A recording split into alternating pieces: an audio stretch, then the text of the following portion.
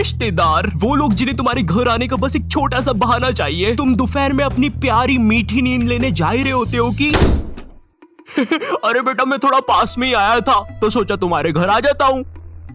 पर मैं तो जंगलों में रहता हूँ। जंगलों में क्या करने आए थे? कहीं मेरा घर तो जलाने नहीं आए थे?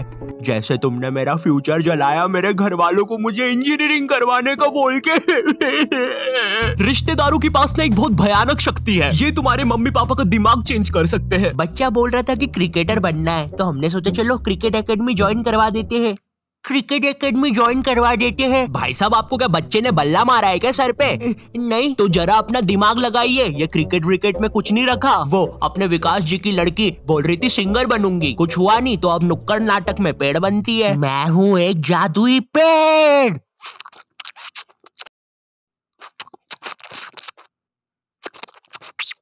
क्या हम ये पेड़ का रोल हटा सकते हैं? वैसे भी ये नाटक खरगोश और नेवले की जुगलबंदी के बारे में है। और क्या मुझे कोई बताएगा इधर असली नेवला किसने छोड़ा?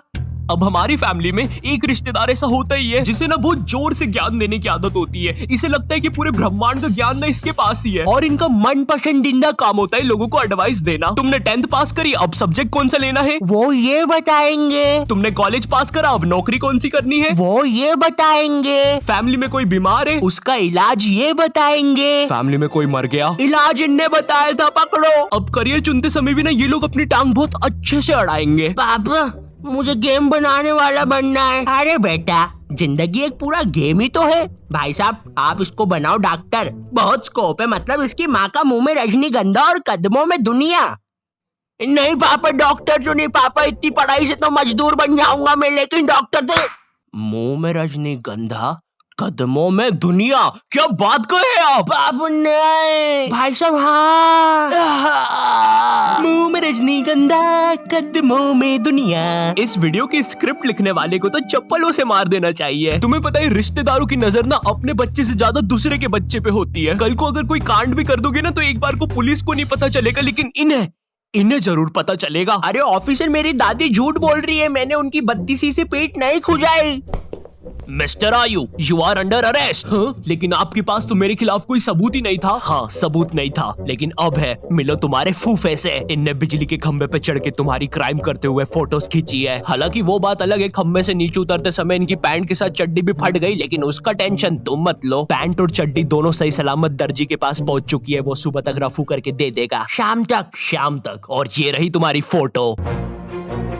गिरफ्तार कर लीजिए मुझे। अब जब भी रिश्तेदार तुम्हारे घर आते हैं तुम्हारे मम्मी पापा तुम्हें उनसे बातचीत करने के लिए बोलते हैं और तुम्हें नहीं पता होता क्या बात करनी है। इतनी अजीब सिचुएशन बनती है ना उस समय। और बेटे कुछ नहीं अंकल, यूं ही।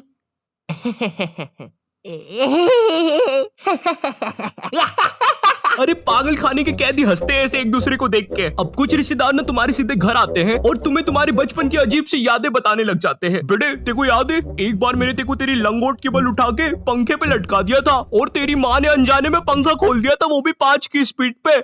मरते मरते बचा था तू। उस समय तुम्हारे दिमाग में बस एक ही बात आ रही होती है, कौन है ये आदमी और बचपन में ये मुझे क्यों मारना चाहता था। बेटे याद है एक बार तू खुले में मूत रहा था तो तेको एक बंदर ने आके पकड़ लिया था। इतनी बेकार यादें बताएंगे तुम्हें बचपन की, और पता नहीं बटवे के कौन से कोने में इनके पास वो फोटो भी रखी होती है।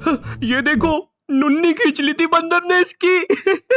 अब ये तो ना फिर भी ठीक है। तुम्हारे साथ कभी ऐसा हुआ है तुम आराम से एक चड्डी में बैठे हो और जेल जैसे कटोरे में दाल चावल खा रहे हो, ठंडी ठंडी हवा चल रही है और सब कुछ मस्त चल रहा है, लेकिन एकदम से तुम्हारे घर पे 10 रिश्तेदार आ जाते हैं। अब जरा सोचो उस चड्डी पे दाल चावल खाते हुए बच्चे पर क्या बीत रही होगी। तुम्हें वहां से भागने तक का मौका नहीं दिया जाएगा। भाई पूरा दिमाग सुनने पड़ जाता है इतने सारे रिश्तेदारों के सामने। ए छोटू अपने मालिक को बुलाना तो जरा। मम्मा। अच्छा ये इनका बेटा है। छी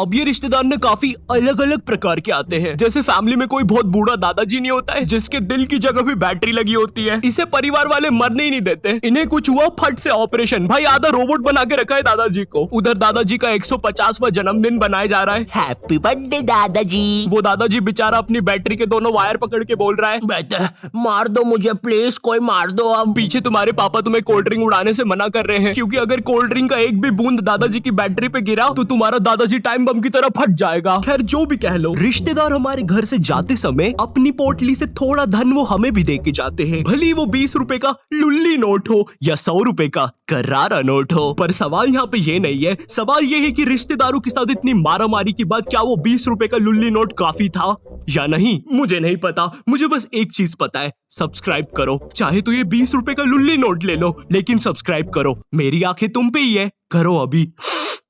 मेरे बच्चे के लिए कर दो यार। हे, क्या तुम्हारा बच्चा मेरे बच्चे से दोस्ती करेगा? चले जाओ यहाँ से तुम्हारा बदसूरत बच्चा लेके। वो जा रहा हूँ, मैं जा रहा हूँ, बस चला ही गया। ये मेरा सेकंड चैनल है और ये मेरा इंस्टाग्राम है, तो यहाँ पे भी फॉलो सब्सक्राइब कर देना। अब मुझे भी जाना है क्योंकि मेरे बच्चे का पेट खराब है और कर दी उल्टी। है